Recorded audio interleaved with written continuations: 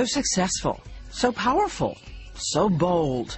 Once a little girl from the tiny island of Barbados, she had dreamed her way into one of the biggest careers in music. Starting at age 16, Rihanna would have more #1 songs than any other artist in this decade. A multi-million-dollar bank account, endorsement deals, a fashion star. And then one night, her equally famous boyfriend, Chris Brown, beat her so badly, the whole world was shocked to discover there was a secret life. Rihanna says she was ashamed, unwilling to speak until now. To those of us who thought, how could it happen to someone so strong? I am strong. This happened to me. I didn't cause this. I didn't do it. This happened to me, and it can happen to anybody. There are a lot of women who've experienced what I did, but not in the public. So it made it really difficult.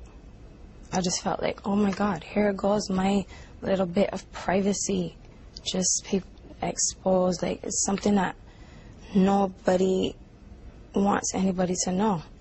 So here I am, the whole world knowing. Why be ashamed? Because I didn't want people to think that that's the kind of person I fell in love with. That person. That's embarrassing. That's embarrassing that that's the type of person that I fell in love with.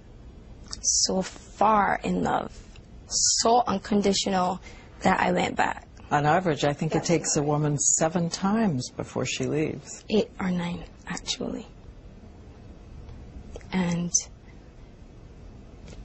I don't want that to happen. That's not what I want to teach people. But again, people, I'm a human being, and people put me on a very unrealistic pedestal, and all these expectations. I'm not perfect. Also, it's pretty natural for that to be the first reaction. It's completely normal to go back. You start lying to yourself. The minute the physical wounds go away, you want this thing to go away. This is a memory you don't want to have ever again. Tomorrow she will tell us what happened that left her so bloodied, bruised, battered, and why she went back, and what other girls she hopes will hear. When I realized that